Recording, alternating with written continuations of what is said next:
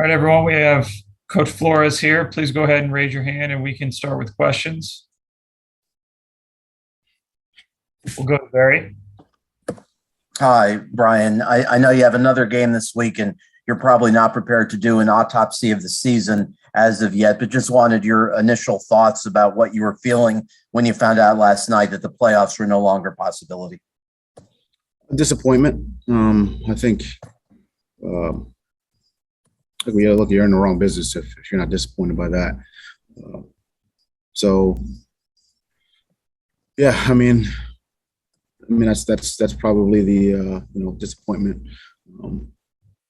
and for our team, for the people in the building, for our players, coaches, support staff. It's everyone works really hard, and they put a lot into this. So yeah, definitely disappointing. And as I said, I know you obviously don't want to dissect the season yet, but just an overview on a particular thing that you've ranked bottom third of the league in all season, and that's points. Do you think part of the issue is you simply don't score enough points offensively as a team? Again, I'm not right now. The kind of focus is to make the corrections from last night and really get started on our next opponent, which is obviously a very good opponent in the Patriots. Look, you got to score points, to win games. You got to have more points than the opposition. So that's always something that's at the top of the priority list. And we got to do a better job from that standpoint. That starts with me. Thank you. David? Hey, Coach. After facing Mac Jones in the opener, how have you seen him grow from then to now as you get started in preparation this week? Yeah, he's done a great job for him. Good command of the offense. I think they play well together as a team. Balance, run, pass. They do a good job defensively. Do a good job in the kicking game. So it's a very good team. And he's done a nice job for them. Daniel? Good afternoon, Brian. I know that it's early in game preparation, but has obviously you're facing a situation where you're not necessarily competing for a playoff spot. Has there been any discussions within the coaching staff about maybe getting some younger players who may not have had any opportunities, a little bit of playing time or some snaps this weekend? No, we were really kind of focused on making the corrections from yesterday and getting the beginning preparations for this game. We always have conversations about who's going to play, how much. So those conversations, will be had. But we're always going to try to put our players in the best position to have success, and our team in the best position to have success. Thank you. Ruthie? Hey, Flo, good afternoon. I was just wondering if you could share with us maybe your message to the team this morning, just following the loss and a lot of disappointment, I'm sure, in the building. Yeah, I mean, it's a tough loss. I know they're all disappointed. I think, it's there's a lot of emotions that come with, being eliminated. And I think it's easy to go and lament all those feelings, and the hard thing to do is to kind of pick yourself back up and move on to the next challenge, which we need to do. So that was the message. I think they took to that, and we'll make the corrections today, and I'm sure we'll be out there Wednesday with great energy and excited to go out there and compete. Marcel? Hey, Brian. I meant to ask yesterday, but it just kind of slipped my mind in the moment. Could you possibly walk us through the, decisions to put Jacoby in the game on the third and fourth and short yardage situations?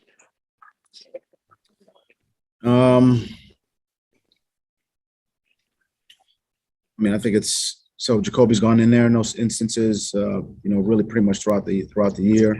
He's kind of been a sneak quarterback, and felt like it was an opportunity to push the ball down the field.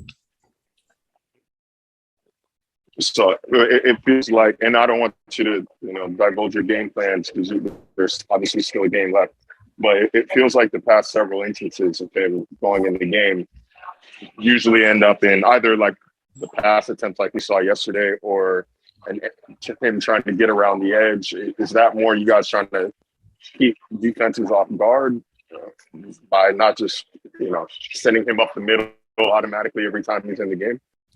Yeah, I would say so. I think it's a little bit of, you think it's a sneak, we do something else. Think it's not a sneak, we try to sneak it. And then I'm sorry for. What's that? Go ahead. I'm sorry. Go ahead. No, that's pretty much it. Okay, and then I'm sorry for dominating questions here, but is there ever a thought to sending Tua around the edge or just trying to pick those short yards up into it? Yeah, I think we've done that throughout this course of the season as well. He snuck it, and he's also throw some of those dash passes to his left. So I think we've done both if you kind of look at it. Travis? Hey, good afternoon, Coach. Just looking over Jaylen Waddle's stat line from yesterday, he had a dip in targets, receptions, yards, everything from what he's been doing the last couple of months. I was just curious, now you've had a chance to watch the tape, what they did to take him away from the game, and if there's anything he can learn from how the Titans attacked him yesterday. I mean, they did a nice job. There was some double coverage. There was, obviously they had paid a lot of attention to him. We missed him on a couple throws. So, a combination of all those things, was the reason for a little bit of the dip. But, I thought he, made the one nice catch there in the fourth quarter. Put us in position. We just couldn't finish the drive off. Thanks, Coach. David? Hey, Coach. I guess it's been 3 weeks since Malcolm Brown has returned to practice, so you got a decision to make there. What will you do with him? Yeah, we'll talk through that and make the decision we feel is best for the team. And I'll talk to our staff about that here tonight, tomorrow, and we'll do what's best for the team. And are there any guys on the practice squad that you may consider, using a final elevation to get a good look at here in this finale? Potentially. Again, we'll have those conversations on the roster, which will include the practice squad and any guys coming off of who could potentially come off of the IR and play in the game. So we'll look at it all and try to get the best 48 to the game. Barry? I was going to ask you if there was any thought in retrospect to wishing that you had used Duke Johnson a little bit more in the second half on runs. I know it's very difficult when you're trailing to get the running game going in the second half of a game, but was that a thought you had at all after the game? Yeah, I mean, we did, Duke, I thought, ran the ball well in the first half. Probably could have stuck a few more runs in there. But, when you're down, you want to try to get back into the game and try to create some other plays, which we missed on some of those other plays. We had guys open as well. So look, we just didn't execute across the board, offensively, defensively, or in the kicking game, and we didn't get the result we wanted. And one last thing, just in terms of, I know you talked about the thoughts you had in your mind last night, and not to probe if you want to keep this personal, but was there anything kind of gnawing at you when you went to bed last night or woke up this morning with regard to how the season played out and missing the postseason? Fans might say that Jacksonville lost. Others might say different things. Was there anything gnawing at you last night or this morning? No.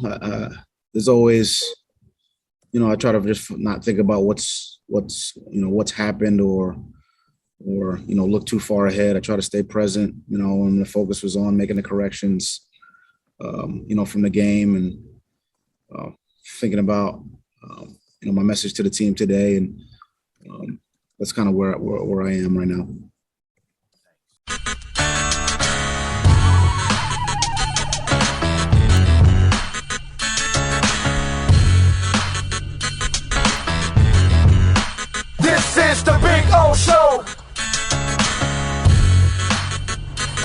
This is the Big O Show.